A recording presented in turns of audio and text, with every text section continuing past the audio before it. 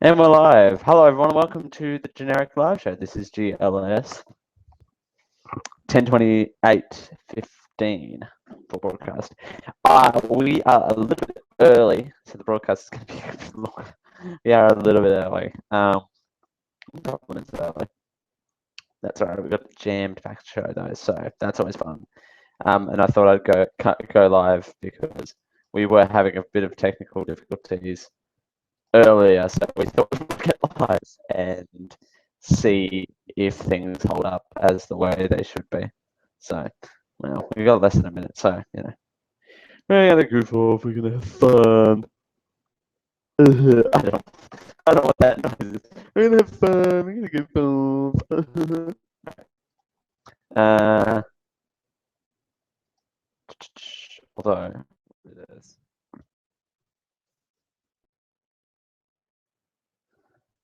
Campbell.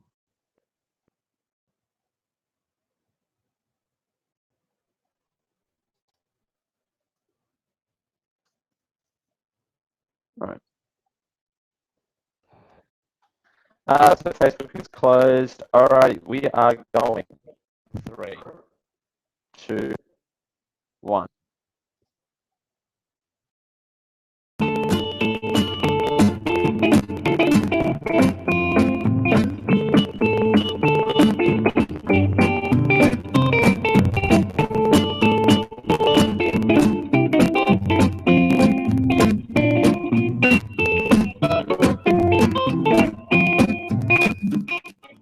Whatever the time of day, whatever the time of the night, we're here to serve you a big dose of genericness with your host, Dale Campbell.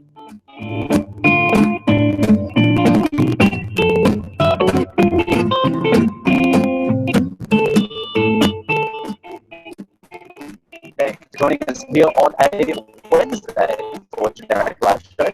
We're jumping into a brand new week and we're glad with us, whether you're listening to us or watching us. Hello. Video. Video you say? What is this video you speak of? This is Generic Live Show here on a Wednesday. Whether you're listening to us on Facebook, Google Plus, YouTube, or directly off the website, chefrondamedia.net/live, which I will back into before doing a reboot. Whether you're listening to us there, we're glad you could be with us. So great you're here.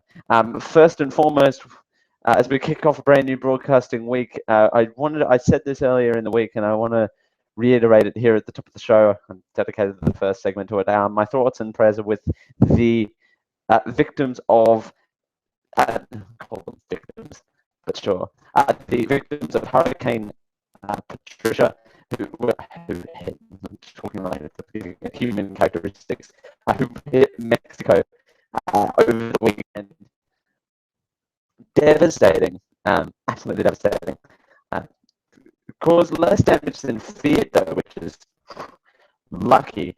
It forced onto the Mexican Pacific coast on Sunday, but harmed isolated parts of shoreline dotted with luxury villas, fishing villages, where the storm and its 165 mile per hour, 266 kilometer per hour winds landed.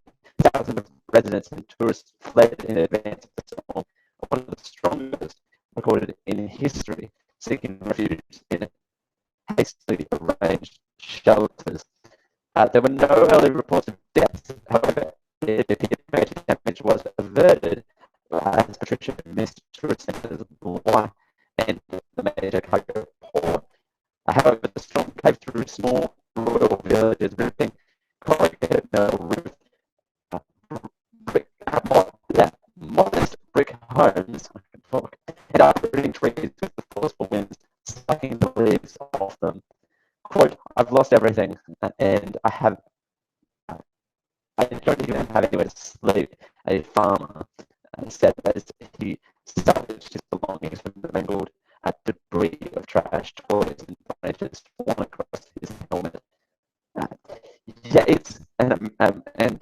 These reports, I'm reading these reports earlier in the week as I'm putting the show together, and it's heart-wrenching, some of the stuff that these people have to go through. Although, mind you, hurricanes and storms aren't really a common practice within that area. So, I mean, it sucks, and I'm gonna share some of these stories with you. But it is important to highlight these storms when they happen, because they are such. I mean, sometimes these storms are they're not great by any stretch of the imagination, but they are awesome spectacles to look at. Meteorologically speaking, they are just awesome to look at. There's stories on here that also that Roberto, his mattress, the farmer, his mattress was dropped about 20 feet, 6 meters away from his house. A hole gaped where his roof used to sit. Power lines were knocked down, and some of the worst damage electricity board repairmen have ever seen. Yeah, Mexico really did cop it lucky in terms of damage and the like as well. But this storm that was approaching Mexico at the time, it was just a meteorologist just went, what the heck? They thought it was the most, it was the biggest storm that Mexico's ever faced as well. So it's awesome. It's an awesome thing to look at as well. The strongest hurricane ever recorded in the Western Hemisphere, with winds of up to 322 kilometers an hour, which is, I have 3 cars at once traveling down one of the local highways here. So that's always fun. It was still a Category 5 storm, the Summer 5 category. But I don't know if the UN or something like that classified it as an 8.3 on their 8-point scale, which hey, classify something higher than the highest classification can go. It doesn't really make sense to me. But most of the UN stuff doesn't make much sense to me.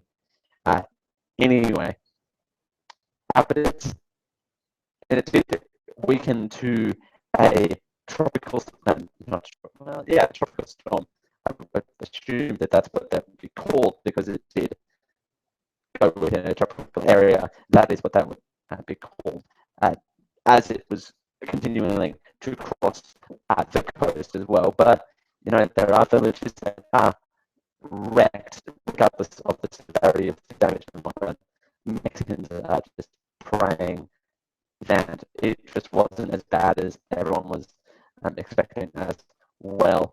The LA Times reports that Mexico has learned from other disasters, and the president said that the attributor to the outcome that it did receive was because of government planning and experience with natural disasters. Quote, each of these that we've experienced has allowed us each time to improve our system of civil protection, he told reporters. So the government came under heavy criticism after the storm, accused of not providing adequate warning and a decent evacuation for residents.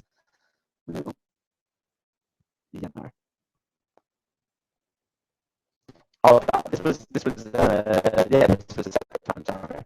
Yeah, this was a separate time. This was the previous storm. So they've learned from their previous mistakes as well. And you always have to be prepared for the worst things to happen in these sorts of situations as well, because if you don't, you kind of screw yourself over as well. But I just wanted to mention the Mexican storm as well. It is a little bit of old news. It is definitely the oldest news story on here. We're going to move on to lighter stuff. Don't worry, I'm not going to spend the whole 2 hours talking about this. It's definitely a once-off, but it is a catastrophic event. But do stay tuned. Later on this half hour, we'll have the 116 things that will give you cancer. So that is exciting. I'm really looking forward to that list. We have it over the 2 hours. I'm really looking forward to the 116 things that will give you cancer list. That's one of the things that I'm looking forward to. But it wouldn't be a GLS without political talk. Yay! Well, it's a generic live show. We talk about everything here. But we are going to dip our toe into what we'd like to call Donald Trump versus the World. It's a new movie coming out. It's called Donald Trump versus the World. It's a wide release, and it's happening tomorrow. So, no. The next GOP debate will be tomorrow as well. I don't know why I'm saying as well, but it will be on tomorrow. My coffee hasn't set it yet, so that's always fun. And the GOP debate, one question on everyone's lips, because it's such a question that everyone's asking. Donald Trump running the presidential campaign that launched thousands of commercials. Okay. By the way, half of this is an opinion piece by Yahoo Politics. So there's grains of salt on the table. You can pick them up and throw them if you like. So take it for what you will. So the big thing as well that Donald Trump is the big story is Donald Trump is not number one in the opinion polls over in the US currently. Which, by the way, let me just say something about opinion polls. I love when people come to me with political opinion polls because I am a stats person. I'm a maths person. I exceeded in mathematics. I actually took 2 mathematical classes while in high school. These fun facts about Dale that you learn on a Wednesday. Fun facts with Dale. But no, I took 2 mathematics classes, so I do like my mathematics. And they're like, oh no, it's the end. He's slipped down in the polls. Well, maybe, but it could be just these opinion polls are not scientifically accurate. Maybe, I don't know. That's just my personal opinion. But going through all of the snarkiness of this article, a list has been put together by Republicans. There's a question that's going to be asked tomorrow night of all of the other candidates. Where do you stand on Donald Trump? Which is an interesting question. I will give my 2 cents, of course, after we go through this list. So Rick Santorum says that Donald Trump is a friend of his, which is strange because, although he is is Donald Trump's friend. I'm confused on what this list is. Oh yeah, these are Donald Trump's friends or foes. His friends or frenemies. Oh, by the way, I hate that term. That is one term that I cannot stand. Is the term frenemies. You're either friends or enemies. Anyway, Donald Trump is friends with Rick Santorum.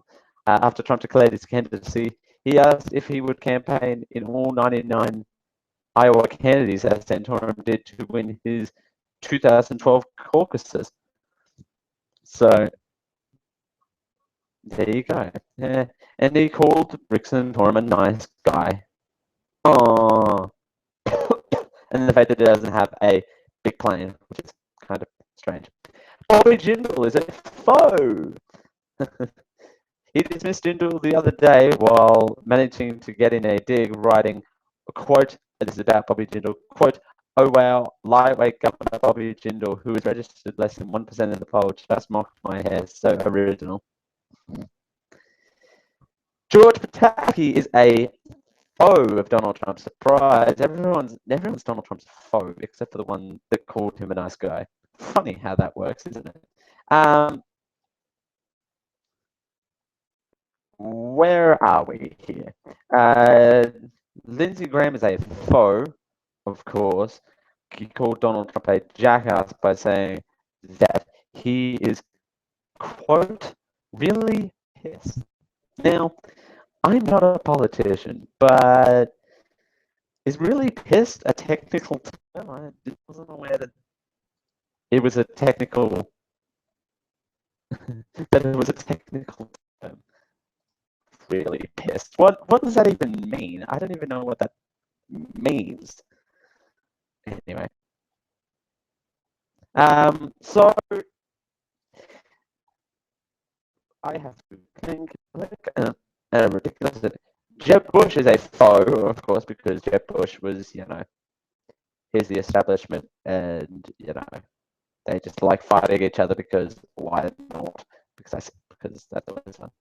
Carly Fiorina, the ex-CEO of HP, is a foe because Carly Fiorina had a chance directly to Donald Trump's criticism of her looks. That's right. I forgot about Donald Trump going after Carly Fiorina's looks. It's hilarious. But because there's nothing better in the world when a man insults a woman's looks. There is nothing better than insulting a woman's looks. John Kasich, well, I don't really care about him. Chris Christie is a friend. In 2012, Chris Christie, Trump urged the Republican nominee Mitt Romney to consider both Christie and Marco Rubio as running mates. For his part, Christie was avoided outright criticism of Trump, calling his remarks on Mexican immigrants inappropriate by ultimately saying, quote, "Donald is a friend. I've known him for 13 years and I like him personally." I don't know why he's got a British accent all of a sudden, but there you go. Rand Paul was a foe. Truly weird. Senator Rand Paul of Kentucky reminds me of a spoiled brat who probably, without a properly functioning brain. Whoa, that is Donald Trump describing Rand Paul. So there you go. Just a few more on this list. Then we'll take our break. So Marco Rubio is a foe.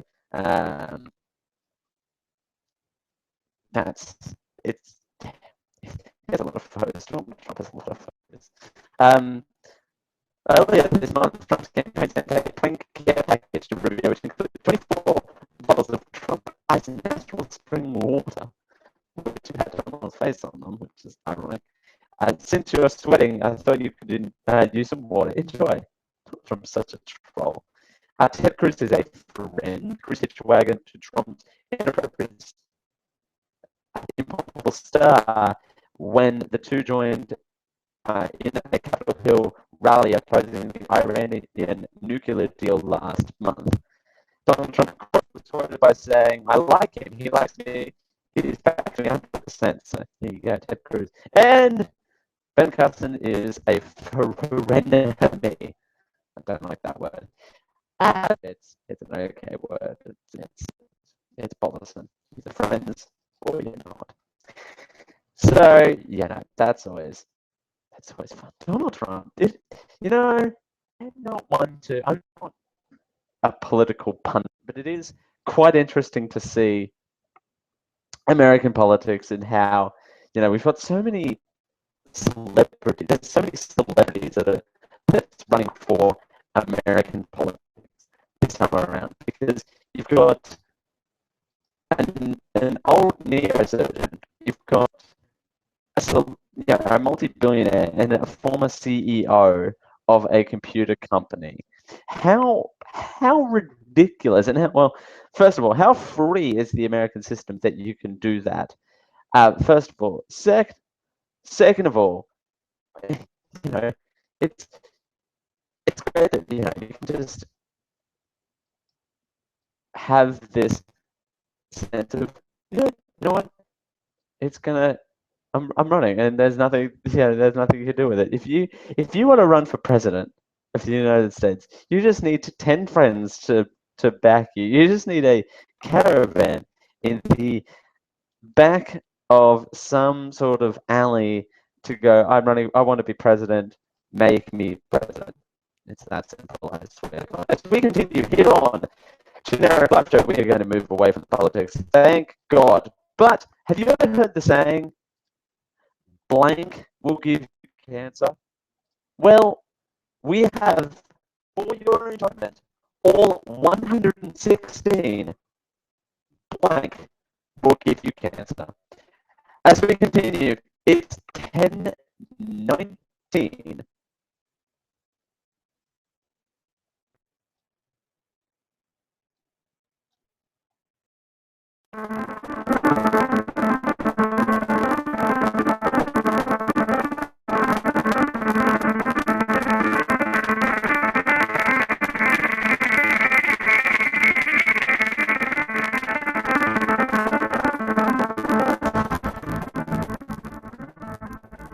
CJ Bo here from Small Screen Spoiler Show and the Geek.io Show, here to tell you about my brand new album, The Chronicles of Battleborn, The Heart of the Deimos. Do you like post-apocalyptic fantasy novels? Then this is something for you. In this world, I spin a tale of fantastic creatures, vengeful gods, and even a cyborg dragon. Chronicles of Battleborn, The Heart of the Deimos tells an engrossing story set in a rich and fleshed-out universe, and it deserves a place on your reading list. Head on over to geek-io.net/Battlelore and pre-order the novel now for just $4.99. That is geek-io.net/ATHALOR.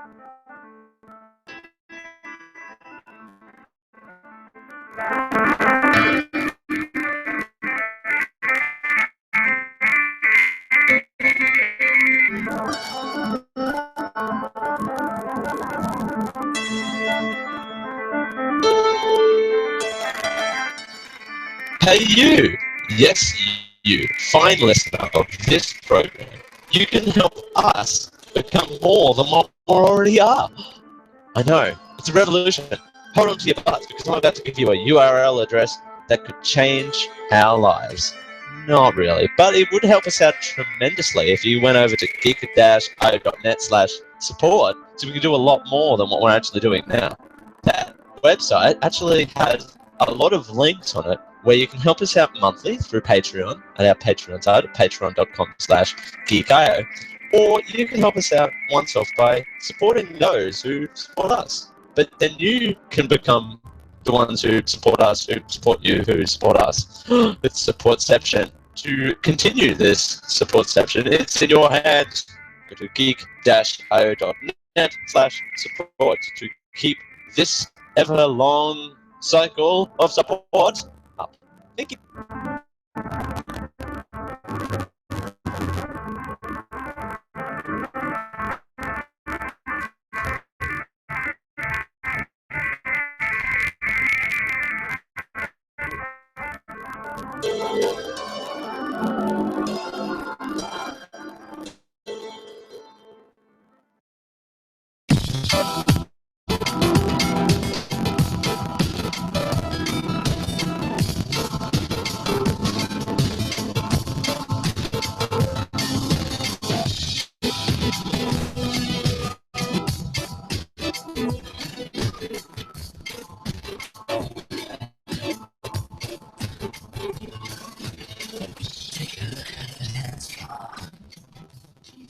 Finally found the most generic live show.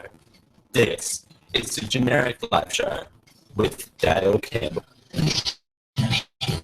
You like a white hole with lightning between your eyes.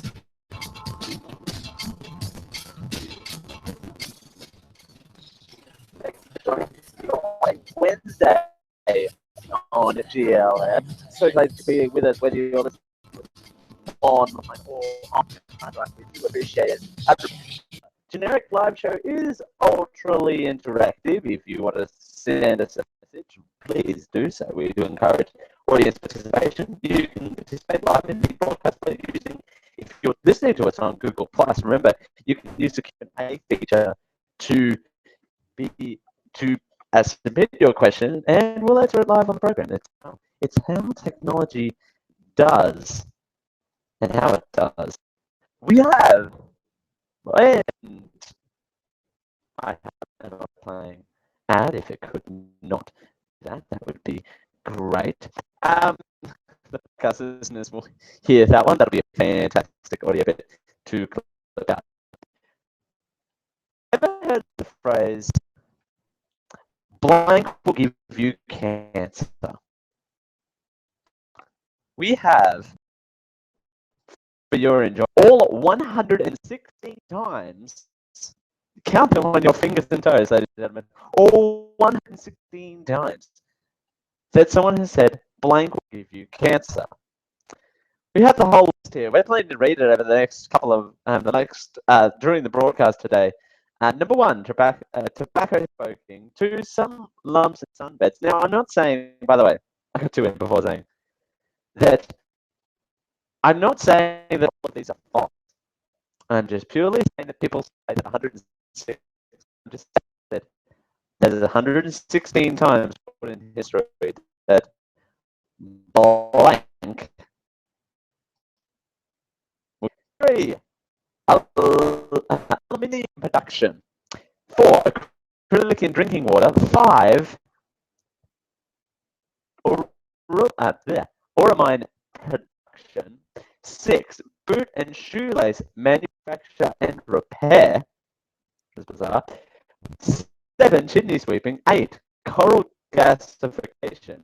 9. Coral tar distillation. 10. Coke is in the fuel production, not Coke is in the soft drink, although we'll get to that. 11. Furniture and cabinet making. 12. Underground mining with exposure to radon. 13. Secondhand smoke. 14. Iron and steel funding. 15. Strong acid process manufacturing. 16. Mangetta dye manufacturing. 17. Occupational exposure as a painter. 18. Paving and roofing with coal tar pitch. 19. The rubber industry. Okay, that one is ridiculous. I've never heard anyone say the phrase, and I shouldn't laugh. Cancer is a serious issue. I shouldn't laugh. But the rubber industry. Okay, there are serious things that do cause cancer. I'm aware of this, but some of them are too good. 20. Occupational exposure of strong inorganic acid mist containing sulfuric acid. 21. Naturally occurring mixtures of aflatoxins. 22. Alcoholic beverages, which is probably more true than not true. Overconsumption of alcoholic beverages. 23. The acu nut. 24. Betel quid without tobacco. 25. Betel quid with tobacco. 26. Coal tar patches. 27. Coal tars. 28. Indoor emissions from household contribution of coal, meaning if you're doing coal indoors. 29. Diesel exhaust. 30. Mineral waters untreated and mildly tested. 31. Algastic mixtures containing. That's right. 32. Plants containing erythrotic acid. Whoa. 33. PCB or China. Okay. Yeah. Okay. 34. Chinese salted fish. 35. Shale oils. 36. Shoots, as in shoots being coal dust. 37. Smokeless tobacco products. 38. Wood dust. 39. Processed meat. Here's where you get technical. So, if you ever want to do radio, I should have read that. I read this list, but I should have enunciated this out loud. If you want to be a radio host, this is the perfect list to announce your stuff. 40. Acroella died. 41, 4 Anabirapol. 42, ascorbic acids and plants containing them. 43, acrylic and acrylic compounds. 44, asbestos. 45, astropine. 46, benzene. 47, benzene. 48, why is there a random A in the middle of that word? Benzoaporine. 49, beryllium and beryllium compounds. 50, Cerohenzi. 50, Bizetha. 52, Cyromethyl ether. Oh, okay. I was about to say, how long is this? Is this? No, it's 106. These are 116 things that cause cancer. Where are we? 53. 13 butanine. 54. 14 benadi. Oh, I'm not saying that one. Holy crap. 55 cadmium and caradom compounds. 56 charamucil. 57 methyl CCNU. 58 chromium compounds. 59 soraspin. Yep.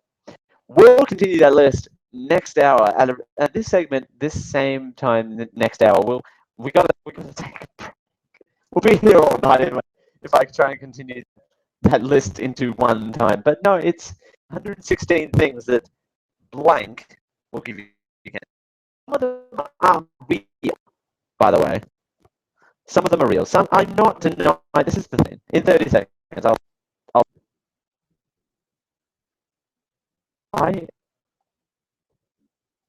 I'm going to close that because an obnoxious ad started playing in the middle of my show. I run the ads here, not them.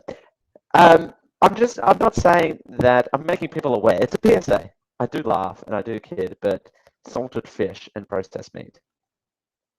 Fair. As we continue, and chimney sweeping, so that's what's fun. And wood dust. As we continue here on GLS, cybersecurity. It's a big issue here in Australia, but could it realistically be better? Could it be better? We have an opinion piece that tells us so. As we continue here on Generic Live Show, here on a Wednesday, I'm Dale Campbell. It's Generic Live Show. It's the 28th of October. It's 10:32.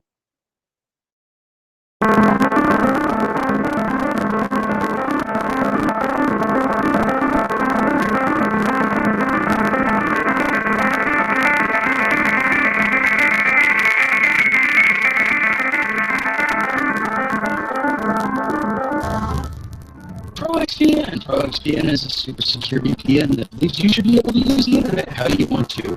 By encrypting all traffic that goes through it, it keeps all of your data private. Your IP is completely hidden, so your location is secure and appears wherever you want it to. Keeps you safe from all of those silly Cable 6 strike rules and more.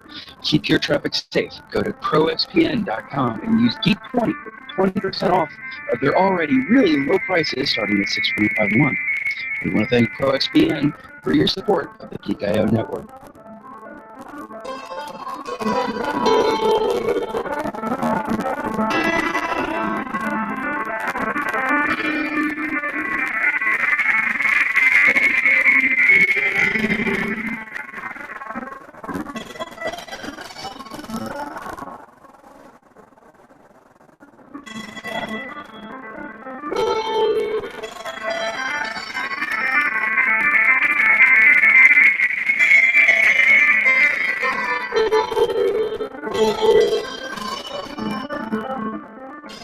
Hi, this is JD. You know me from Howard Stacks and other popular things that haven't quite caught on yet. But something that has caught on, that would be Fake Geek. And everybody loves Fake Geek. You can get Han Solo ice cubes, Daleks, sonic screwdrivers. Hell, I'm drinking a screwdriver now, but only because, I love Fake Geek. And you can get all of those things except for, a screwdriver at geek-io.net/Fake Geek. And once again, I'm JD from Howard Stacks.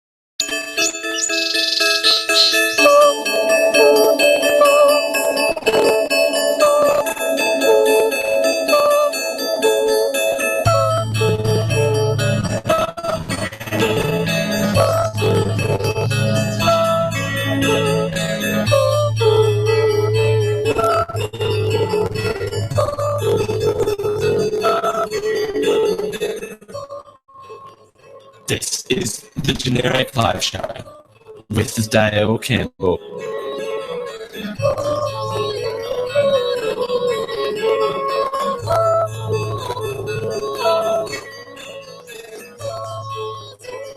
I thought I'd play a bumper song that was going to put a smile on your face after we told you the 116 things that would cause cancer for you. Thank you for joining us here on a Wednesday with Dale Campbell, Susie Class. And, we have... There's a real problem in this country. I had to bring... Again, after that bird tweeting, lovely song. Let's talk about security and cybersecurity. Now, again, it also wouldn't be a generic live show without a cybersecurity story. Now, we have an opinion piece here saying that Australia's security could be better, which it's true. It could be better. Let's be realistic here. It could be better. They're not wrong. How? Well, the Sky News reports that Australian cybersecurity could improve with better federal policies, but it has a solid legal framework to build upon as online activities become more prominent, a report has found. The Australian Strategic Policy Institute's 2015 Cyber Maturity Report ranks Australia 5th out of 20 Pacific countries, with the US, Japan, and South Korea leading the way. Australia scored not terribly, ranking 79.9 out of 100. To give you some context, the US ranked 90.7. Australia was to participate well in international discussions on cybersecurity, but lost marks for its military's lack of engagement in the area. The dialogue between the industries of the government could be improved, the report found. Quote, Australia continues to improve the political, business, and societal elements of its security maturity, the report states. The country has sustained its role as a regional leader in ministerial forums on cybersecurity. New Zealand came in 6th, though its military and business received a harsh score, was described as ill-prepared for cyber attacks. That's entirely fair. I mean, it's Australia, we like to do things, but we don't like to talk about doing things. We like to just, well, it's either it goes one way or the other. We like to talk about we're going to do things, and then we do things, but not talk about them, which is evident in this report, by the way, which is, it's kind of going, well, we're going to do things, but, we're going to implement policies, security policies, sure, that works. Mind you, I keep coming back to the analogy I said last week, which I've gotten lots of feedback on. So I do thank you for setting me in my place, some of you. Look, I still stand by it, but one thing that it's one thing to go, well, yes, we need to be better at something, but it's also, this report doesn't suggest kind of how. Well, it does say that we need to do more military stuff, but it's kind of, well, how do we go about doing that? So, and that's us to figure out. I understand this, but it's kind of, well, online cybersecurity is hard because it's not something that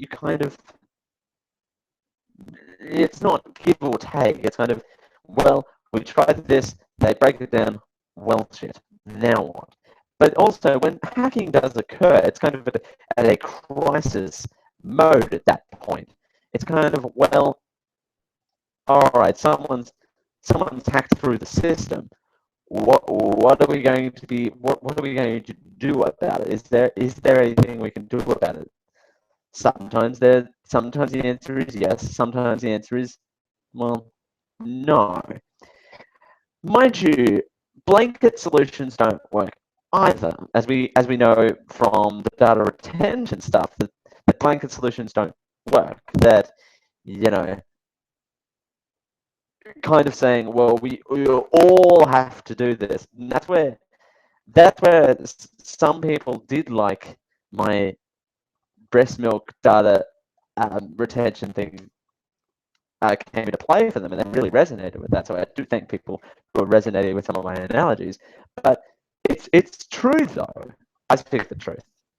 I'm here to speak the truth. It's my job. Anyway, a little bit of egotistic boost for myself there, but you get what I mean. It's kind of like, well, you can't really force everyone, regardless of how big they are, particularly telcos, that, mum and pop might be running a line from their basement, as opposed to, a big multinational company that has 50,000 offices in the world. You can't implement the same plan on all of those levels, and it doesn't work. So you kind of have to create a policy that kind of allows for flexibility. It's a gray area. You can't create flexibility for something that, you can't create flexibility for something that is, you have to be strict on, and you kind of have to account for everyone. It is a very tough road. And while I'm going to get in trouble for saying this, but while some of the policies aren't necessarily perceived the best, many people, and do get, in fairness, they do get a lot of bad rap in the media as well. I mean, I'm not helping here, but they do get a lot of bad rap in the media as well. Kind of go, well, it's like saying, well, okay, my friend Bob's at the pizza shop down the road is the worst pizza in town, yet they use organic ingredients. The two don't match up. From organic ingredients, you'd think you'd make a good pizza, but it's not always the case. Meanwhile, Americans say, oh, wow, we've got a lot of American stories in our our news run this morning. It's really weird. We have a question for you. We have the $64,000 question for you. Do you believe e-cigarettes should be regulated by the FDA like tobacco products? Should they be regulated like tobacco problems? That's funny. It's like tobacco products. It's not a Freudian slip if you say it twice in a row. The answer is surprising. An American poll conducted by Trauma Health Analysis and PR poll surveyed 3,006 participants interviewed from August 1st to August 15th, margin of error being 1.8% in their view. It's a close race. 57% say yes. It should. Hang on. What do they say? Hang on. I have a clip here. Hopefully it hasn't moved. Hopefully I haven't moved it. They say yes. They do say yes. I forgot I had that clip. They say yes. It should be regulated. A lot of people are on the fence though, saying that 19% don't know if it should be regulated, and 25% say no. Interestingly enough, people under 35 are more leaning towards the yes, and more towards the 35 to 64 are less towards the yes.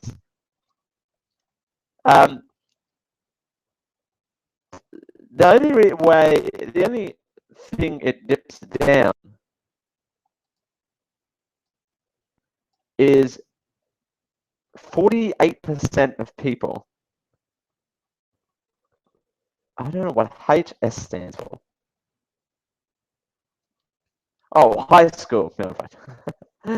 Who achieve high school or less. 48% say yes, 23 don't know, 29 no. It's interesting. Interesting when you get down where the lower incomes, the people say no, the higher incomes say yes. That's not. Oh, hang on. Every time I mention the word yes now, I have to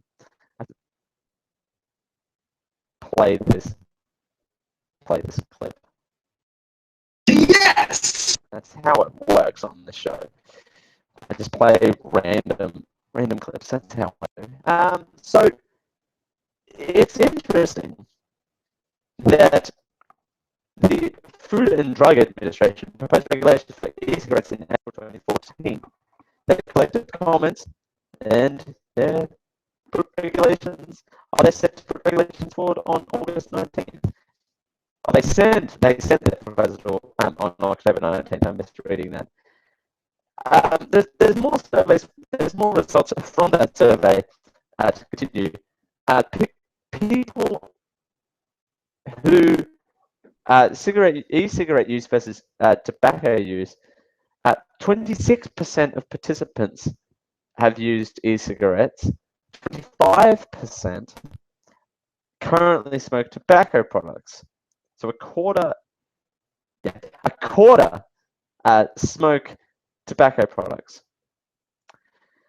The poll asked, what was your primary reason for trying e-cigarettes?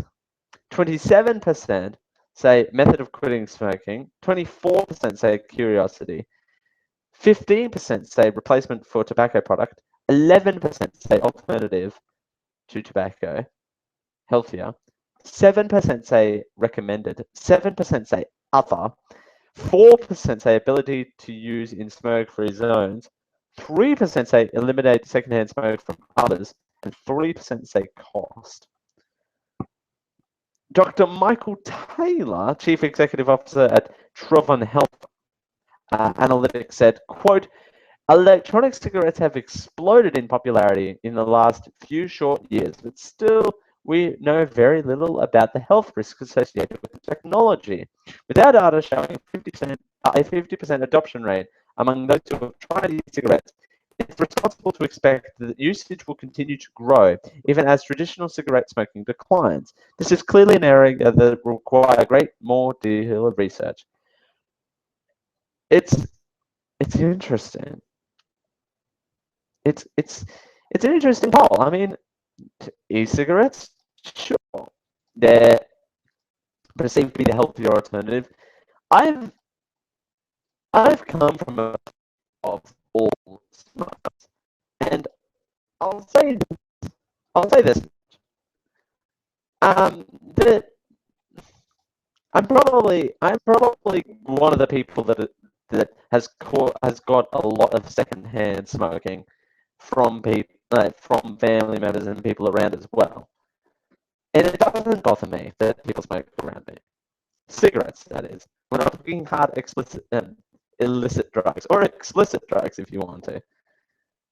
We're not talking about those, because that's a whole different other kettle of fish. I don't have a curiosity for it. And it was interesting growing up in a house at smokers as well, because you get used to it really quickly, but also not that you much have a choice. But it's kind of like, you put two smokers in a room, one that has the e-cigarette and one is the smoker. Now, I had a family member who will remain nameless for the sake of this conversation, because it's not relevant. They tried e-cigarettes. They didn't like it because they smoked for stress purposes, which is fine. I mean, nursing students have told me before that they're the reasons why people choose to smoke, because it releases certain, the nicotine helps them with stress levels. That's fine. But they tried e-cigarettes and they didn't get that from them. They've tried quitting, and then they just needed that nicotine from them. So e-cigarettes don't always work for everyone. I understand that. As we continue here on GLS, well, we're asking a lot of questions today, and it's the last one for the hour. But what is we have the $64,000 question. If you're playing Who Wants to Be a Millionaire, this will be the $64,000 question. We'll ask it right after this. It's GLS. It's 10:51.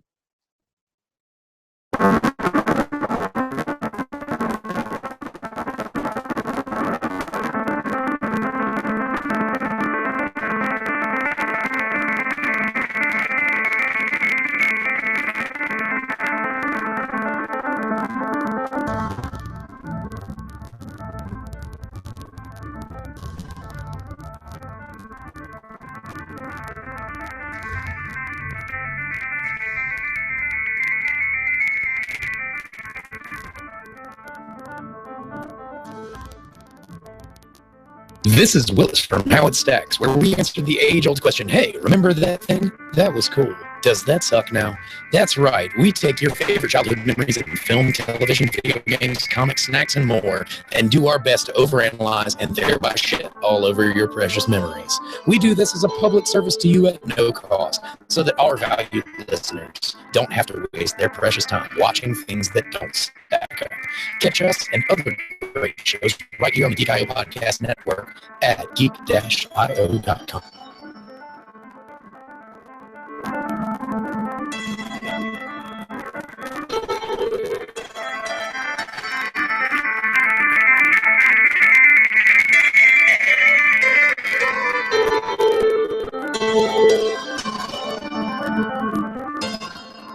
What's up, ladies and gentlemen? This is JD from How It Stacks, here to talk to you about ProXPN. It is a private VPN, which basically means it is going to mask your IP address, protecting your data. So if you're out on the interwebs doing things you might not need to be doing, or if you're banking online overseas, it will help mask your data and keep it completely private. And you can do this for only $6.25 a month regularly, or you can use Geek20 for 20% off. So it's a pretty stellar deal, guys. I'm just going to be honest, with all of the stuff that we've had going on, it's a good idea to invest in something like ProXPN.com. So I am JD, and I approve this message.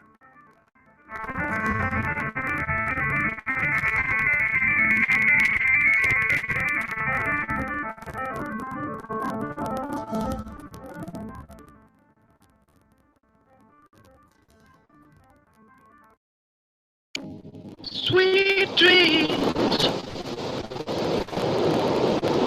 my lovely lady. Will we ever meet again? My lovely lady, sweet dreams of Betty. My lovely lady, sweet dreams of Betty. This is the Generic Live Show with Dale Campbell.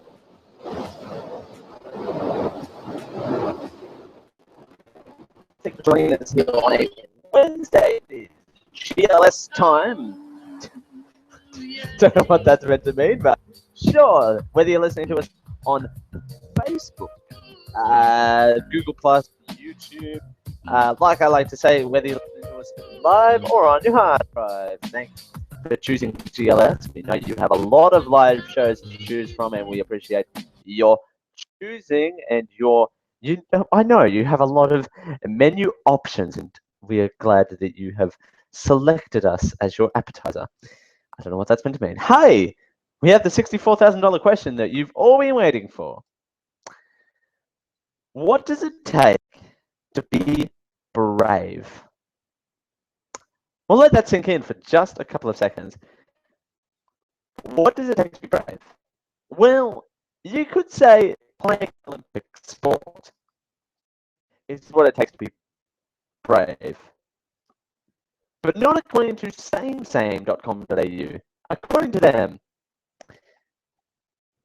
coming out as gay is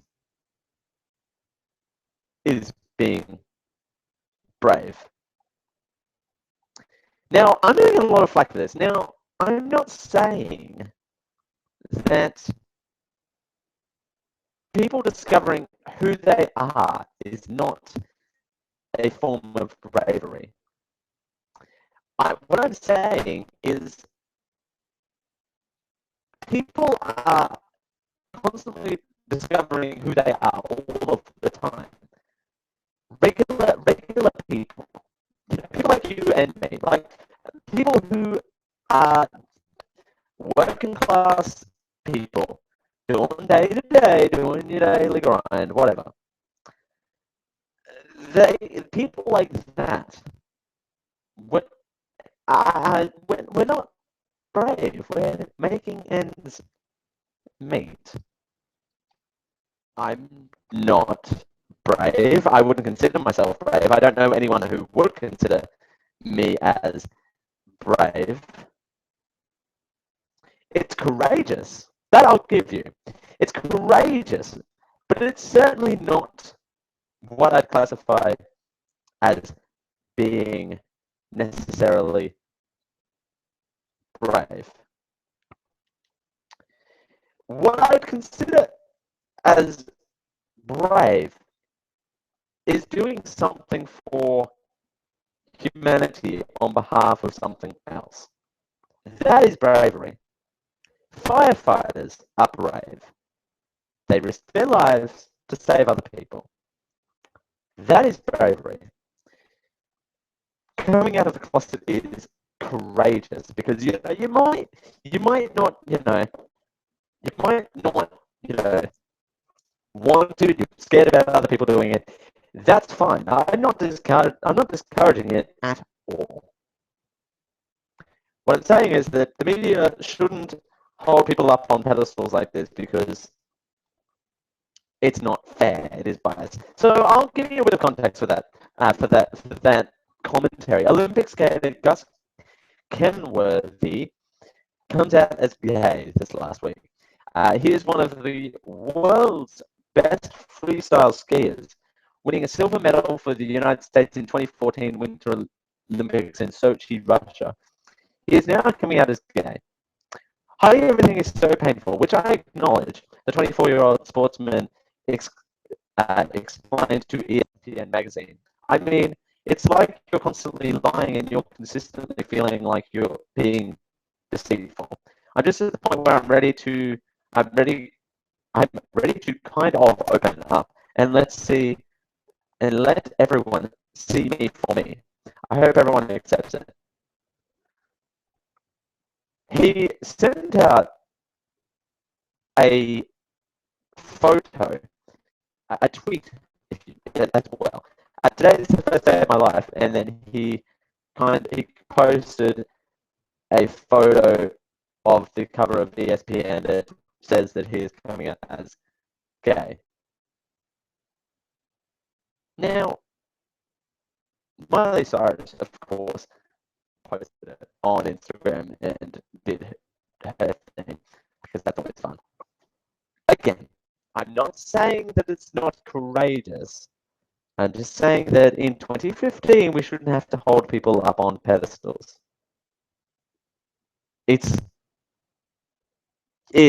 Yeah. I'm done. I'm done with people being held up on pedestals in 2015.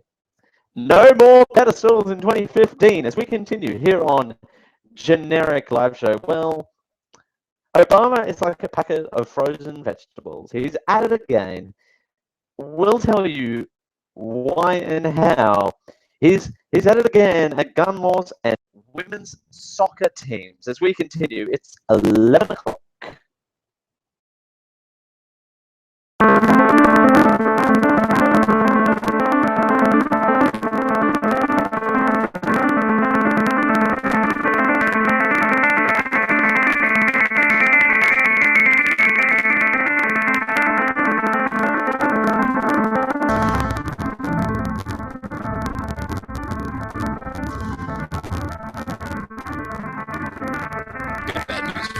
Your t-shirt sucks. You should take it off and buy a new one. And the best place to buy a new t-shirt is www.geek-io.net/tfury.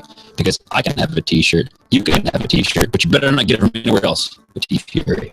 I am JD, and I approve this message.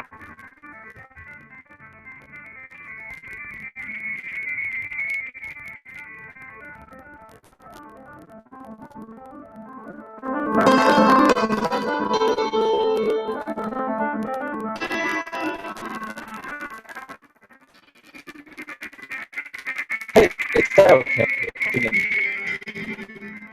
popping in live and turning my microphone. I'll pause the music. I'm popping in the middle of a commercial break to give you a Geek.io Winter Movie Smackdown update. I don't know why I'm hearing myself. It's time for the Geek.io Winter Movie Smackdown. Well, it's an interesting race. I mean, that we have 5 active movies at the moment. Crimson Peak, which is owned by Raul Garza, which is getting a 57% approval rating on Rotten Tomatoes. It is in its final week. Goosebumps, owned by Jared Azevedo, it's in its last week as well. It's getting a 73% approval rating, so it's doing pretty well. It's got $44 million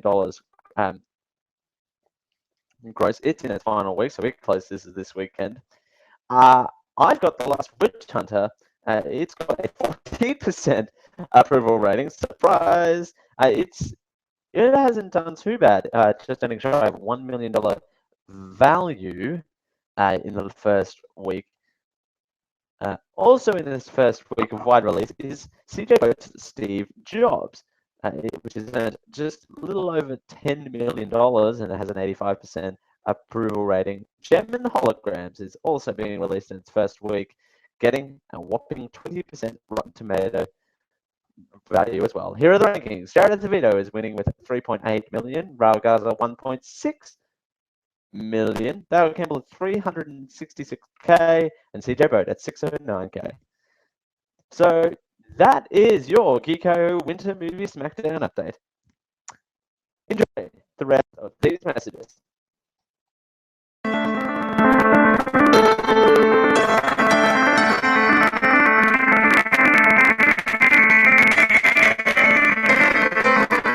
Want a custom computer? Want to run the latest games at the highest graphics with no lag? Want to build a computer that can make and edit movies or videos like them they're professionals? Pugent Systems has your solution.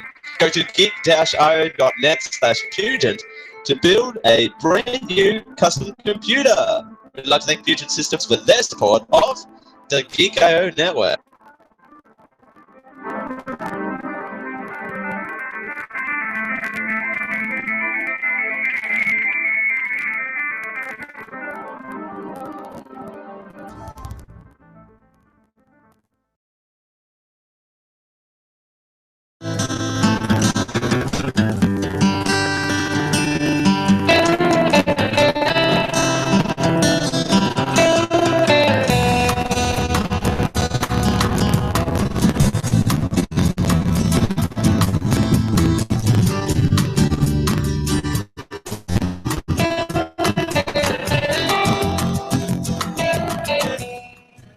You finally found the most generic live show.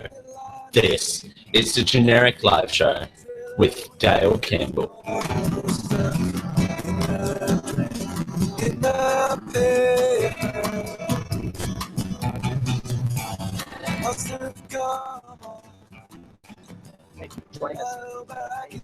Wednesday. It is the Generic Live Show here on a Wednesday. Whether you're live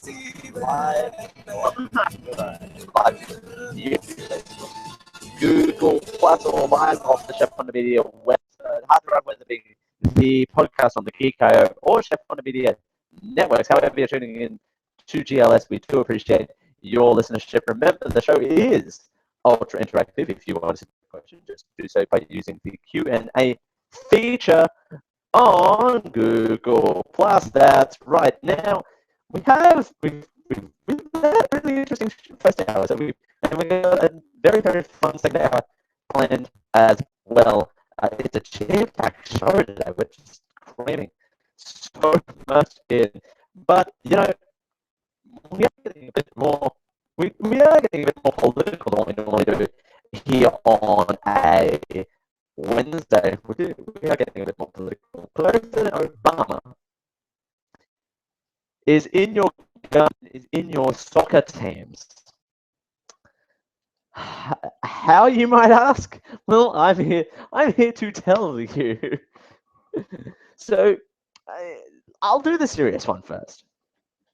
So I'll do the serious one first, and then I'll end on the ridiculous story that is President Obama getting involved with women's soccer. President Obama, in a speech to police chief, defended the job of police departments across the country and called for tougher gun laws and said the United States justice system needs reform. Quote, too often, this is President Obama, too often law enforcement has scapegoated for the border failures out of society and criminal justice system, Obama said at a meeting of the International Associations of Chiefs of Police in Chicago. Quote, I know that you do your jobs with distinction no matter the challenges you face. That's the part of wearing the badge. But we can't expect you to contain and control problems that the rest of us aren't willing to face or do anything about. Problems ranging from substandard education to a shortage of jobs and opportunity, from an absence of drug treatment programs to laws that result in being easier in too many neighbors for a young person to purchase a gun than a book. Okay, first of all, that sentence was 2 sentences too long. Second of all, we all know whose problem that is. But anyway, I said that out loud, didn't I? Obama spoke at the White House, sought to distance himself from the comments he made to the FBI, made by FBI Director James Comey. As reported, Comey linked the recent rise in violent crime to some cities to less aggressive policing that he said may be due to the increased sanctity officers have faced after a rush of high-profile police killings of black men. According to the Associated Press, White House Deputy Press Secretary Eric Schultz told reporters traveling with Obama that it's not clear that crime has spiked nationwide. Quote, a body of evidence does not support the notion that law enforcement officers around the country are shying away from doing their jobs, Schultz said. In his speech, Obama rejected a narrative that frames the relationship between officers and their communities as police as us and them. For audio listeners, air quotes are around us and them. American police forces have said that they've made communities safer. That is something every American should take pride in. Quote, that does not mean we shouldn't have serious and robust debate over fairness in law enforcement and our broader criminal justice system when it comes to communities of color, he said.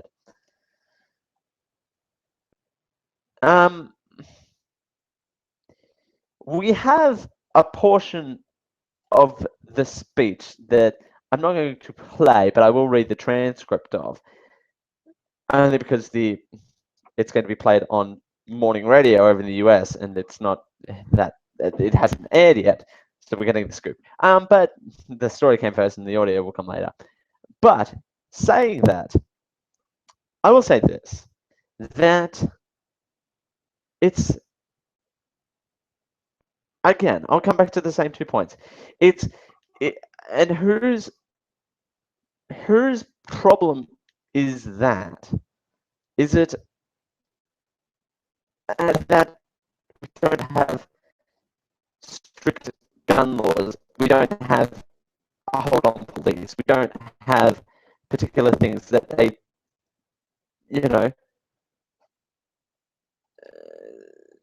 that a president would be involved in that hasn't happened. In saying that, it is a lot easier said than done. I'm aware of this. There is a process. There's a process for a reason. But there's in seriousness, though, there are shootings and stuff that occur every single day, and still there's this narrative of, well, we can't get anything done narrative, where there hasn't been any effort to try at least. It's kind of like, well, so there's a black kettle over there that I want coffee from, but I don't want to put the coffee in my cup. How do I get coffee? It's thought. It's coffee for thought, as I like to call it. But it's understandable. It's kind of like, well, again, it's going back to what I was saying about us and cybersecurity. Say one thing, do one thing. Don't say one thing and don't do one thing, or don't say one thing and do the other thing, or don't say the other thing and do this thing. It's, yeah. The world of politics. The world of today, tomorrow, which was yesterday.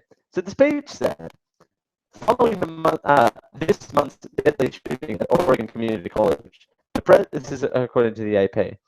The president also planned to discuss steps to reduce gun violence by requiring background checks for every firearm purchase. Police Chiefs Association supports such checks. Fewer gun safety laws does not mean more freedom. They mean more fallen officers, Obama said. They mean more grieving families, more Americans terrified that they or their loved ones could be next. He has a point, but it's kind of like, well, yes, but background check is a measure to kind of reduce that. That's the point of it all. That's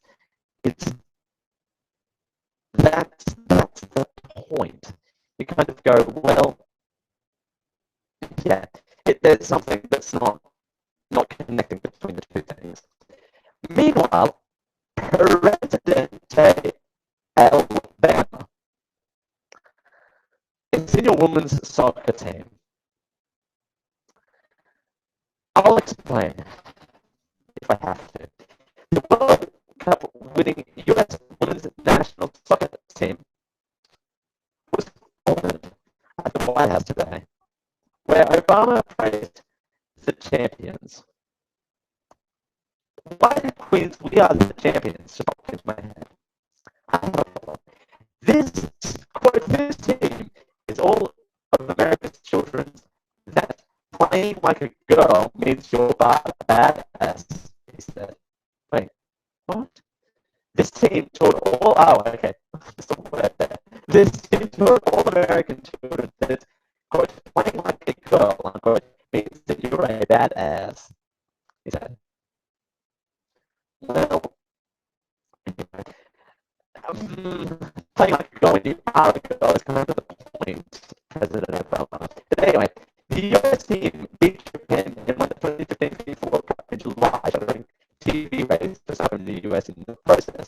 Since the victory, the players have been on a victory tour, which includes book show appearances, interviews, and exhibition games. Exhibition games are fun. During the team's visit to the White House, Obama spoke for about 11 minutes. 1 minutes. And that's his accomplishments and the contributions of individual players, including the midfielder Carly Lloyd, who scored a hat-trick in the World Cup final. And Carly's performance was so good. I shouldn't laugh, but this is ridiculous. Okay. And Carly's performance was so good that by the time the game was over, someone had changed her title on Wikipedia from midfielder to President of the United States. Which, by the way, the job has opened up, Obama said, trying to make a joke that didn't work.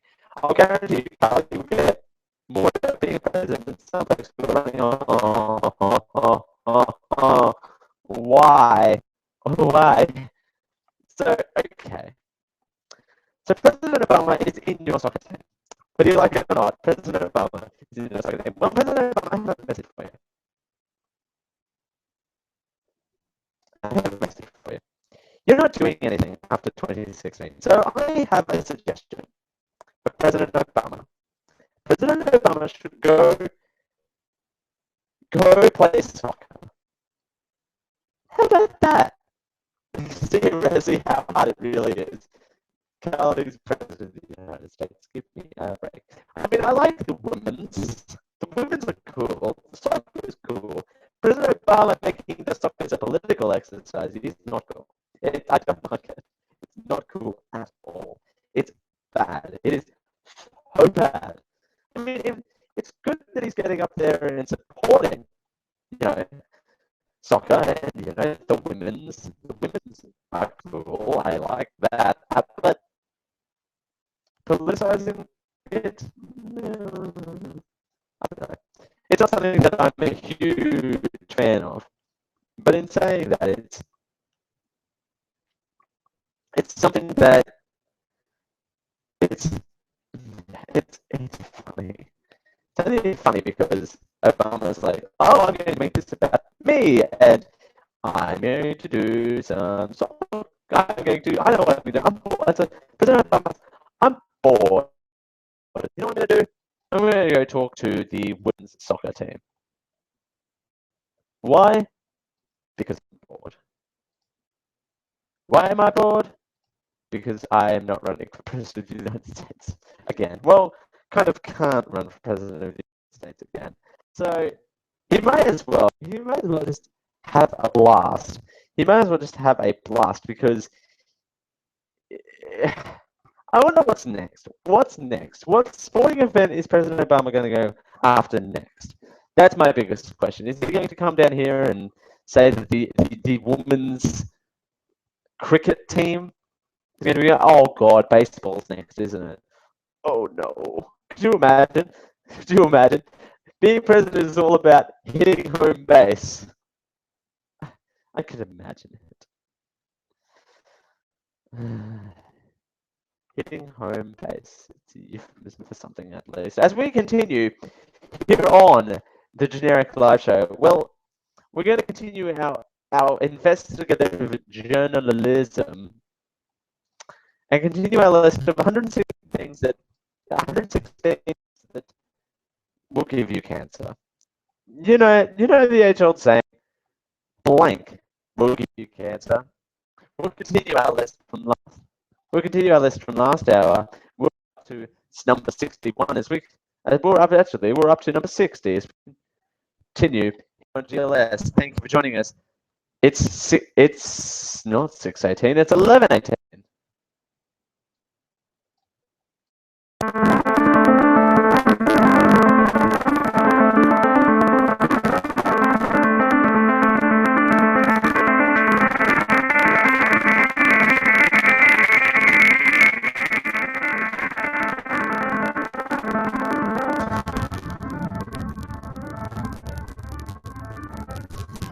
This Pico Podcast Network program is sponsored by Audible.com. Go to geek-io.net/audible to claim your free audio book today. You can choose from one of their bestsellers or from 150,000 downloadable titles across all types of literature, including fiction, non-fiction, and periodicals. Are you a fan of some of the smackdown movies that we've bet on in the past? Then you can get the books that some of those are based off, including American Sniper and Unbroken, right now at geek-io.net/audible. Just sign up for the free 30-day trial to get that audiobook credit that you've always wanted. After your trial, your membership will renew at $14.95 a month. With your membership, you'll receive one free credit every month. Every single month, plus other Audible membership benefits. And if you don't like a particular book, you can exchange it at any time with the Great Listen Guarantee. No questions asked. For more details, go to geek-io.net/audible. We'd like to thank Audible for their support of the Geek.io network.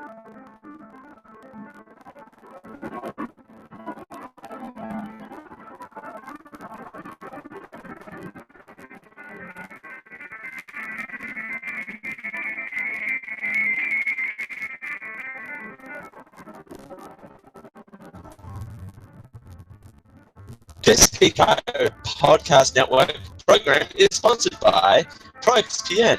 ProXPN is a new secure VPN that believes you should be able to use the internet how you want to, by encrypting all traffic that goes through it. It keeps your data private, your IP is completely hidden, so your location is secure. It keeps you safe from stupid cable six-strike rules and more. So say if you live in Australia, much like me, and really want to access and pay for Netflix in the US, ProXPN can mask your identity to make you appear wherever you want to in the world. It's like traveling from country to country, but without the very expensive effect. To keep your traffic safe, go to geek-io.net/ProXPN and use the offer code GEEK20 for 20% off the really, really low price, starting at $6.25 a month. We thank ProXPN for their support of the Geek.io network.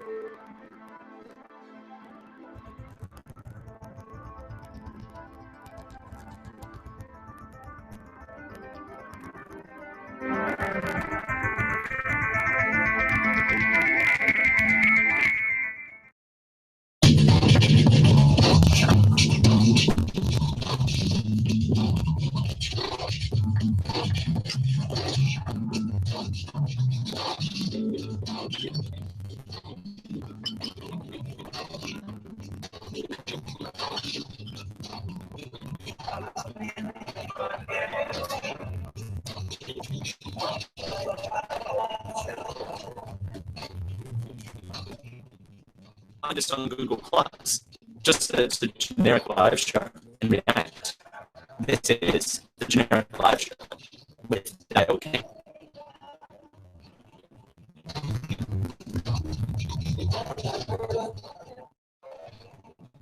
Thank you for joining us on a Wednesday here on the Generic Live Show.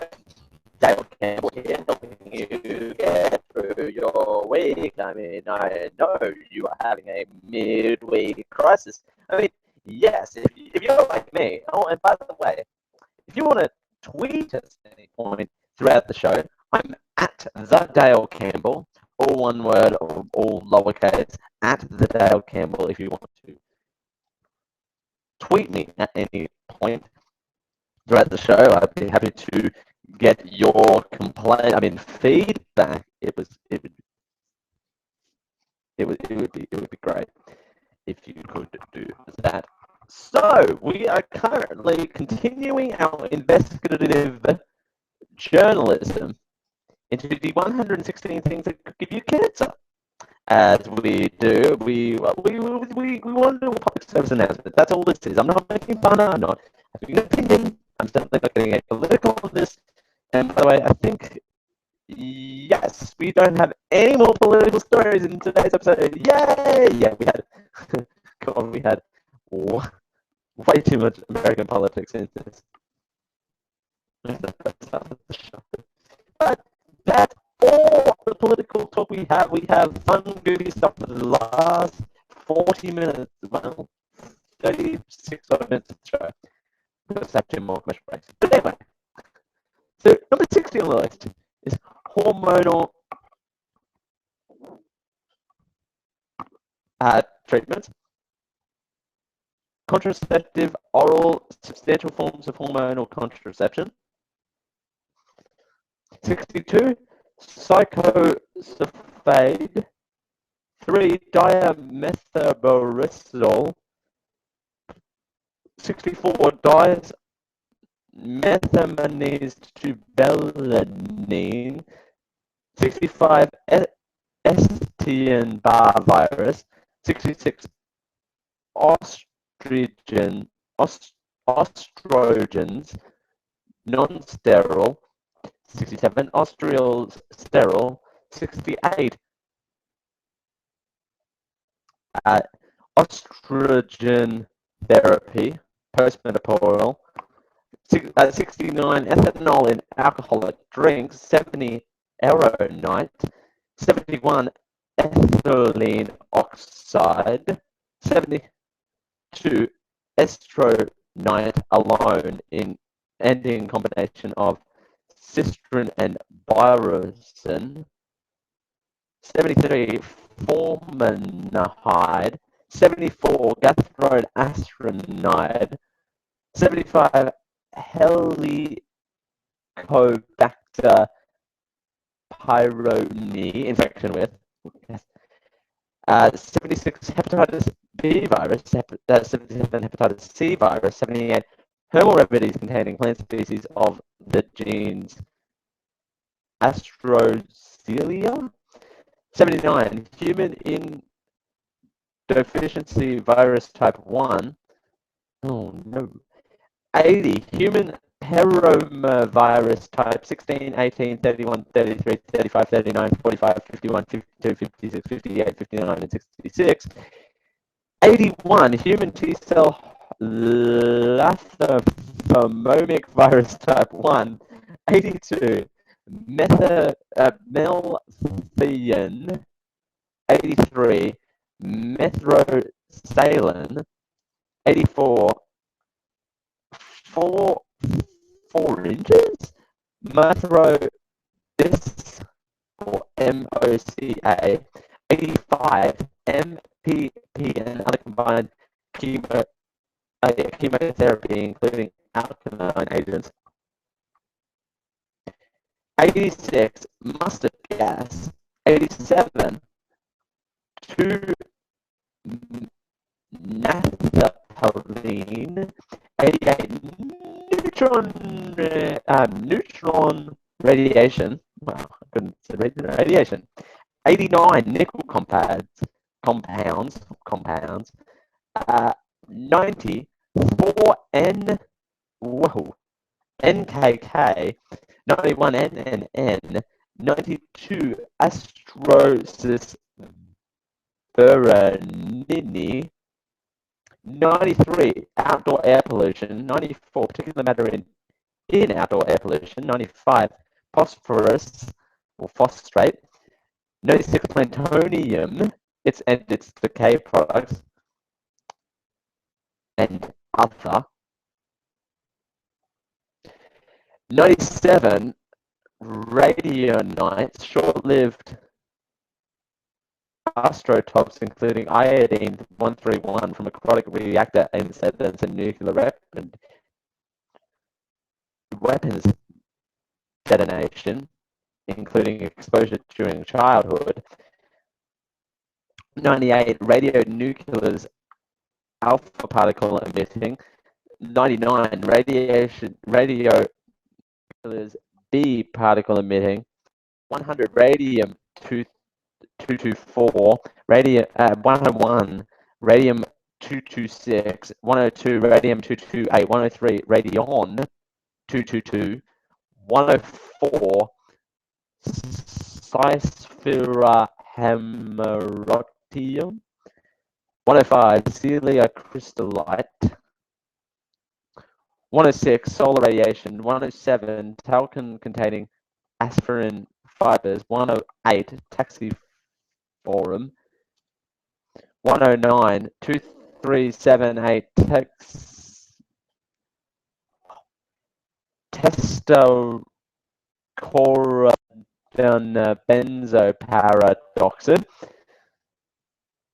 110 theotempa, 111 theoridum, 112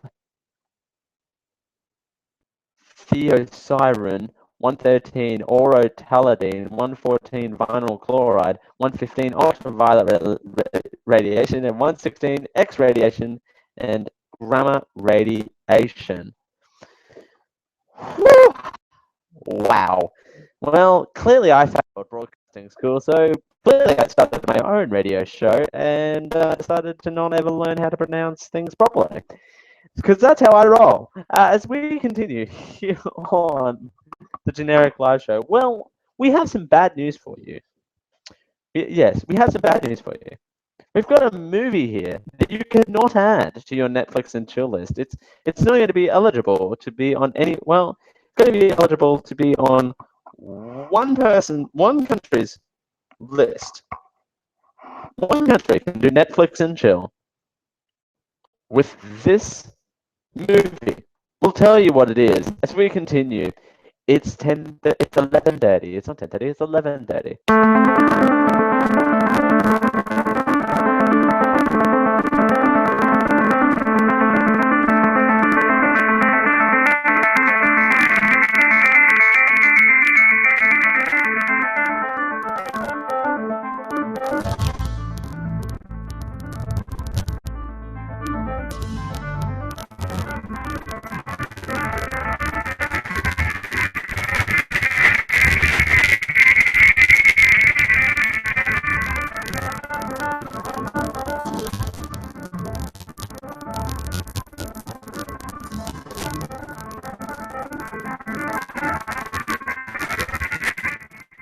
This episode has been brought to you by Tweak Audio. 7 styles, 7 colors designed for amazing talk and music, mic'd and non-mic'd, and a lifetime warranty. Check them out at tweakedaudio.com. Use the checkout code GEEK for 1 foot off your order and free shipping. Again, go to tweakedaudio.com and use the checkout code GEEK. Thank you for your support.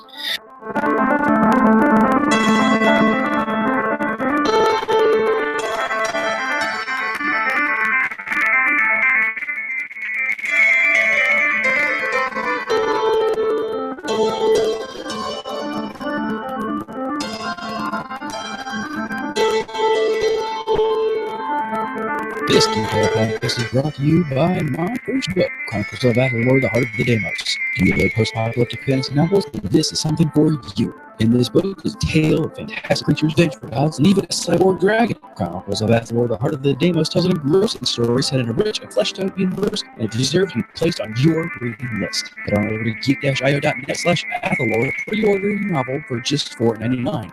This novel is also a contender for Nature, Sword, Laser, and Prince, so help me win by getting me the top 5 authors. Pre-orders are open for a limited time only, so head on over to geek-io.net/ATHALOR today.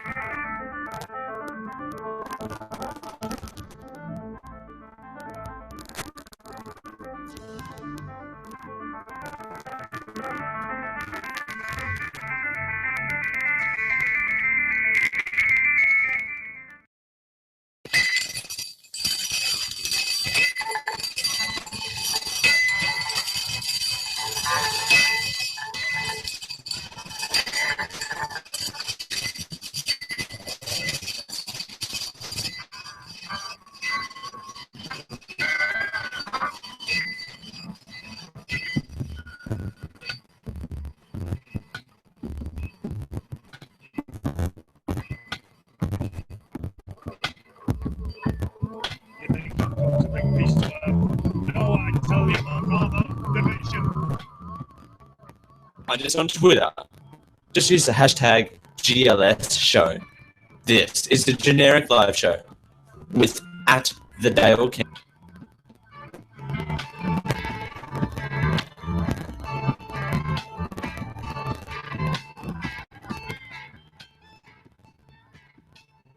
Is it Nicholas and I go to burp right when the number music goes to be faded out? That is fantastic. Thank you for joining us. I really did fail broadcasting school. Thank you for joining us right here on GLS on a Wednesday, whether you're listening to us live or on your hard drive. We do appreciate you tuning in. Now, how big Netflix and chill is. We're all aware of the meme Netflix and chill. Now, you'd want to be adding this movie to your favorite Netflix and chill list. Unfortunately, it'll only be available in one country. 8 months after it leaves the cinema, The Force will awaken on Netflix with the highly anticipated Star Wars movie being added to the streaming service. Well, it would bring you and your Netflix and chill partner of choice a very delightful smile to your faces. And no, I'm not talking about the chill, I'm talking about the Netflix. You should look away now because we're about to shadow your dreams.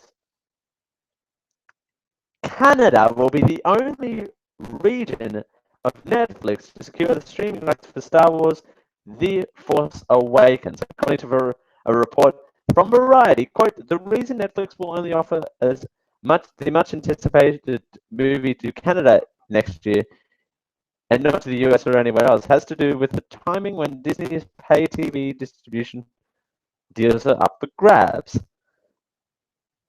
While US Netflix does not have a content deal with Disney, it does not commence until 2016.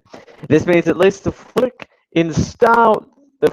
flick in the Star Wars franchise is not included, as it will be released in December of this year, making it fall under Disney's current output deal with US cable channels Stars. Curious to find out how this affects Australian Netflix subscribers? Well, according to news.com.au, we asked the likelihood of securing streaming rights for Star Wars Force Awakens. We're advised by a spokesperson that there will be no news of yet, but will remain, and news.com.au will be informed probably last of if there are any changes to the schedule. Fair enough. While this does not sound promising, backroom negotiations are happening with Disney and Netflix, so keep the hope alive. The rights are on an ongoing discussion. Netflix chief executive officer Reed Hastings told Business Insider the other day, and I want Star Wars 7 to be on Netflix, along with all the other movies, to be on Netflix as well, so we can catch up on all of them. And to be quite fair, I mean, Star Wars Force Awakens, I'm looking forward to that movie. It's gonna be so good. December, dude, it's right around the corner. It's gonna be an interesting movie, but you know, a shame you can't have it on your Netflix and chill list. It's such a shame that Canada of all people get the rights to it all. It's a bummer because everyone should have the rights to this, but this is what happens when you have business negotiations as well. You kind of have it's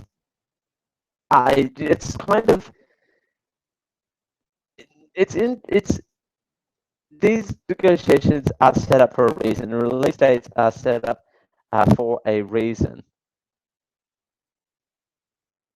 and I mean, it's fine. I mean, I get these deals. These deals are meant to suck, but you know, it's one of these things. It's just anyway. I'm pissed off because essentially, at the end of the day, it's all about Netflix and chill. So no Star Wars 7 for your Netflix and chill. Sorry to bring it to you, ladies and gentlemen, but you know, it's unfortunate. But their host is still alive.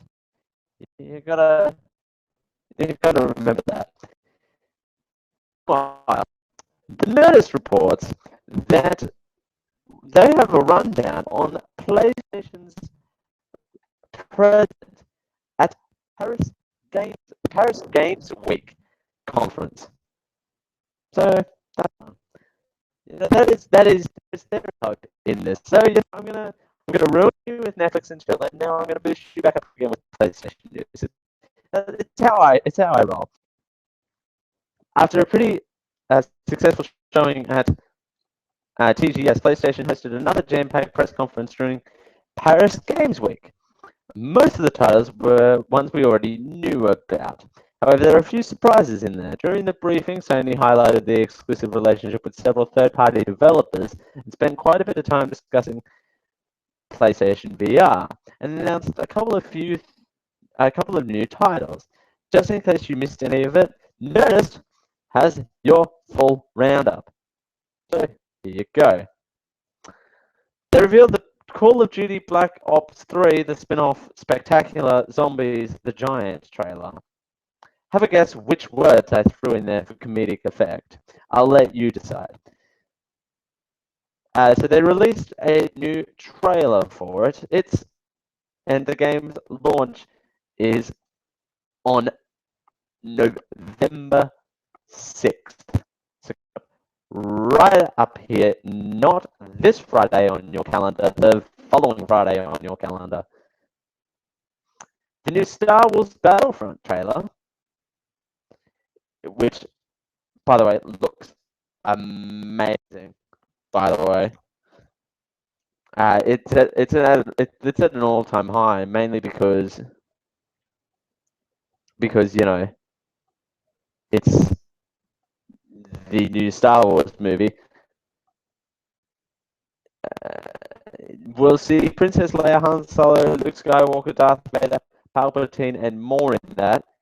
And there you go. There's no date on that one, is there? When is Star Wars Battlefront due to come out? That is a very, very good question. While our team is looking that up, no, 2004. November 17th. Oh, just in time for my birthday. Yes, although I don't have a PlayStation. That would help me, or mind you, because you know it's fun. Comcast released a new Street Fighter 4 trailer, although there has been a ton of announcements for Street Fighter 4. It was confirmed for a February 16th release date in North America and Europe, bringing one of the favorite Yoga Master Dasam back. Is porting a new look with several new abilities.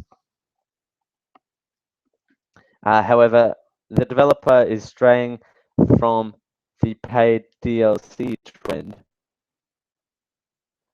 as well to kind of, you know,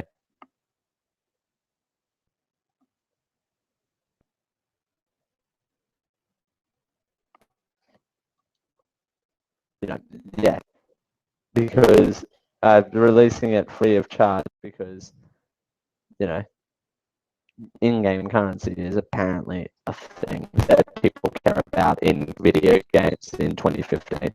But anyway, apart from that, next on the list, Tekken 7 is coming to the PS4 and the PlayStation VR. It's so exciting. It's the franchise's 20th anniversary. So, you know, they need to bring out a game for it. So there you go. Next up is Battleborn. It gets another trailer ahead of its PS4, Xbox One, PC release next year on February 9th. And it's being made by Gearbox. It doesn't. They did show off the trailer, and I don't know. The trailer seems interesting. I'll say that. I just need more information. But still, it's a fair way around. They announced a game called Boundless, which is similar to Minecraft. It'll come to PS and Vita. So it is very similar to Minecraft, which is interesting. Very, very similar to Minecraft, though. Hello There unveils Avicii Victor. It's a multiplayer music game that allows you to have all of your favorite brands. I mean, seamless fusion between gameplay, graphics, and music. As the name indicates, the developer has teamed up with Avicii on the photo. If you like the games, this might be your jam. Yeah. Avicii music. No Man's Sky gets a new trailer set to be released in June of 2016. It looks amazing. It finally gets a release date. Metaphor was released, a PS4 exclusive title with a trailer that doesn't show off any gameplay, but you get a style for what it's worth. The Ratchet and Clank game gets a new trailer, which is set to be released on April 29th, 2016, by the way, which is exciting as all hell because Ratchet and Clank is amazing. I don't care what you say. As we continue on the list here, Horizon Zero Dawn, produced by Guerrilla Games, which they showed off during behind closed doors down at E3. So there you go. Drive Club Bikes has been announced. Yay. A motorcycle game. Anyone excited? No? Gravity Rush 2 got announced. That's exciting. Set to launch sometime in 2016. Uncharted 4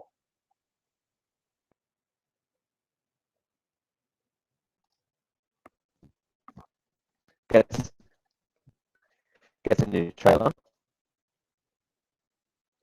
Media Mercure showed off Reams beta coming to PS4 in 2016. Team behind Little Big Planet. Riggs Mechanized Combat League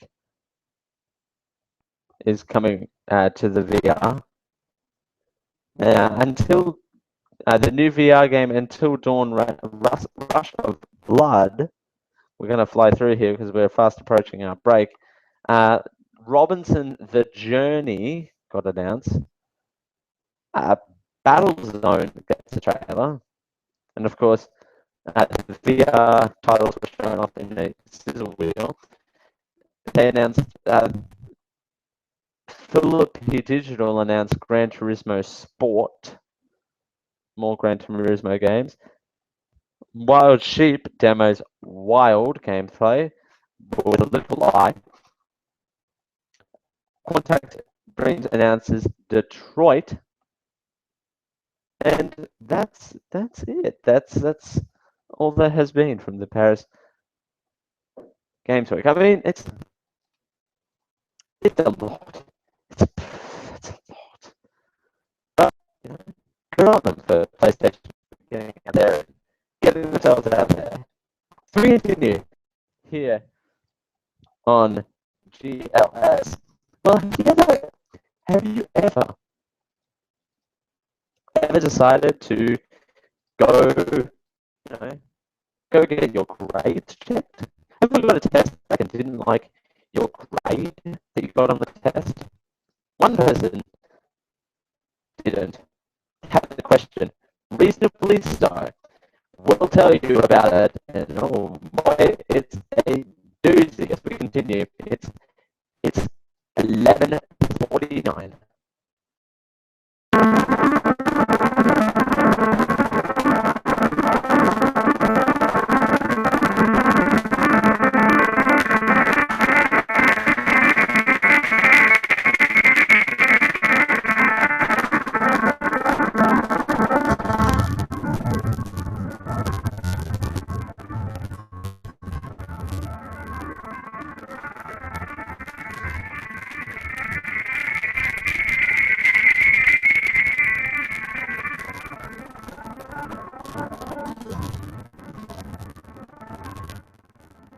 Hey you! Yes, you, fine listener of this program. You can help us become more than what we already are. I know, it's a revolution. Hold on to your butts because I'm about to give you a URL address that could change our lives. Not really, but it would help us out tremendously if you went over to geek-io.net/support.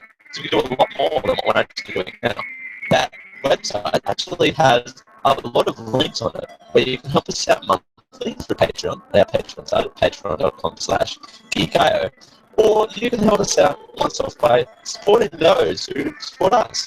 But then you can become the ones who support us, who support you, who support us.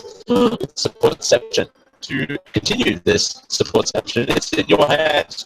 Go to geek-io.net/support to keep this ever-long cycle of support. Thank you.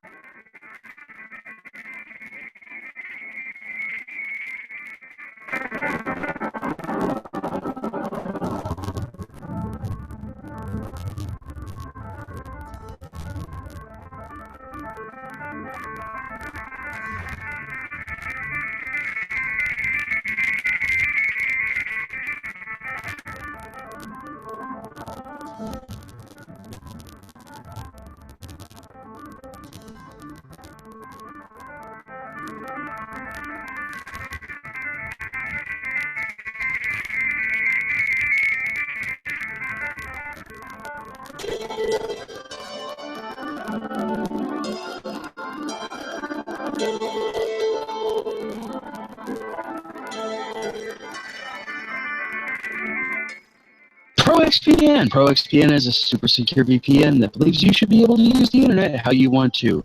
By encrypting all traffic that goes through it, it keeps all of your data private. Your IP is completely hidden, so your location is secure and appears wherever you want it to. Keeps you safe from all of those silly cable 6 strike rules and more. Keep your traffic safe. Go to proxpn.com and use Geek20 for the 20% off of their already really low prices starting at $6.25 a month. We want to thank ProXPN for your support of the Geek.io network.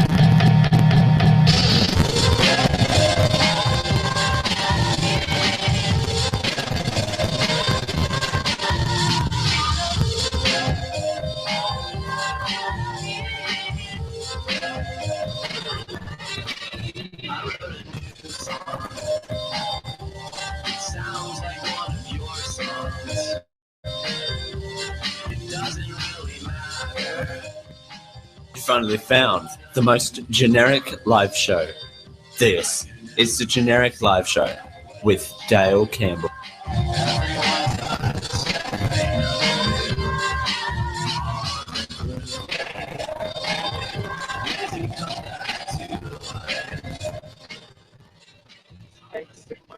Here on a Wednesday, here on Generic Live Show, whether you're listening to us on Facebook, YouTube, Google, youtube.com/5. We've got all of the ways. If you really so desire to, we've got all of the ways that you can listen, or you can listen off your hard drive, where we have the podcast. We have the best bit of the 2 hours up on the website for you to enjoy as well. Now, have you ever gotten a test result back and hated it? Well, this person has a legitimate complaint to actually send their test back. They marked incorrectly. Say that 5 plus 5 plus 5 equals 15. So here's how the story goes. An outrage following a student being marked down claiming that 5 plus 5 equals 15. The first question itself made the parents mad. The first thing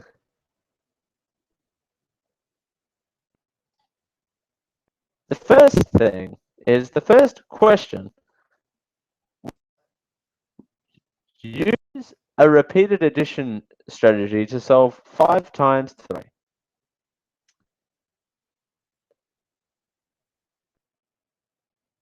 But this was marked incorrect. The teacher who advised the accurate answer was 3 plus 3 plus 3 plus 3 plus 3 equals 15. Aha. Right.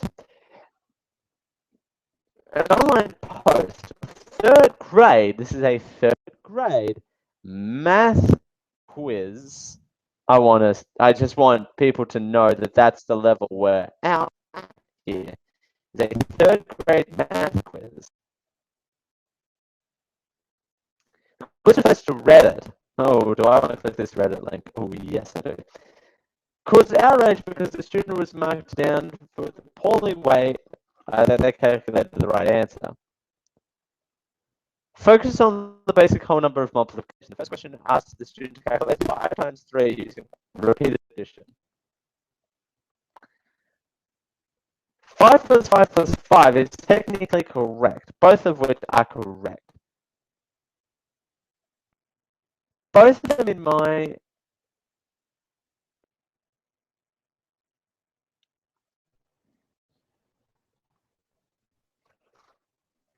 I can see the teacher's point of view here. Both of them are correct, technically. It's strange that it's strange how you could be marked incorrect for a question that has more than one answer. Fascinating. The second question was also as equally as outrageous as the first one. The next question was to draw an array to solve 4 times 6. For their answer, this student drew 6 rows of 4 dashes, which were marked incorrect by the teacher, who advised the correct answer was 4 rows of 6 dashes. Ba-da-ba-ba. Ba. Clearly, this teacher hated them. Clearly. I want to know more about this cupcake situation, because if this cupcake situation, this poor kid could have got the whole quiz wrong because this teacher decided that they didn't like the way that they laid out the work. I actually have a teacher friend. I might send this to them.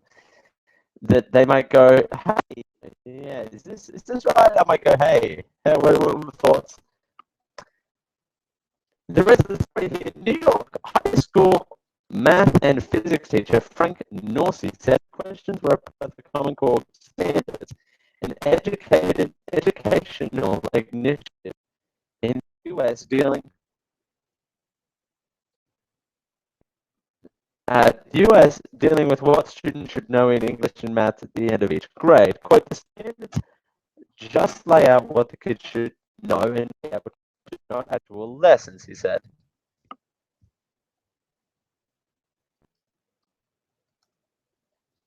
And just reply to a message. Hang on 2 seconds.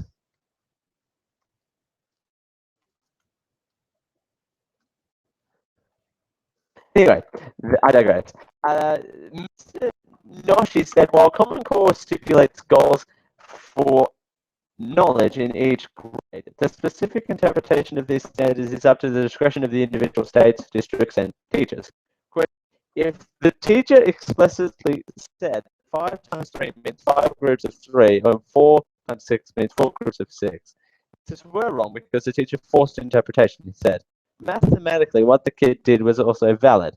It's likely to know that 5 groups of 3 are equal to 3 groups of 5. Do you think the answer was correct? Of course the answer was correct. It was 5 times 3. Well, I don't understand. As we continue, that is broadcasting day. That is broadcasting day. Math is broken. Who needs math? Who needs this show anymore? It's over. It's 12 o'clock.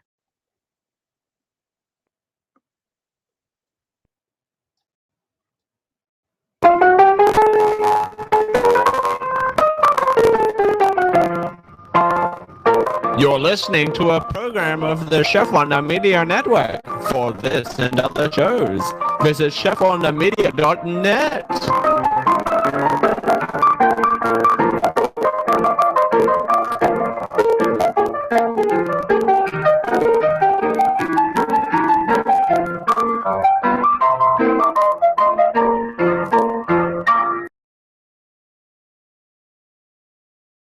Has been a Geek.io production.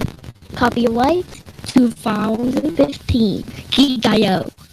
Geek in, geek out.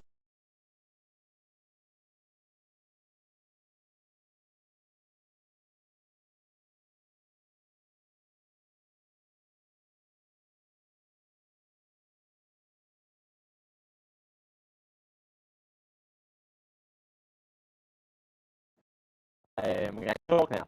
I love that math thing. That was ridiculous. I am going to send that to my teacher friend. You know what? I'm going to put that on Facebook page.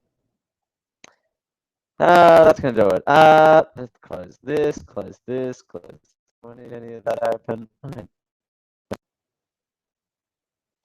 All right. Although, well, I'm going to stop the broadcast. Bye.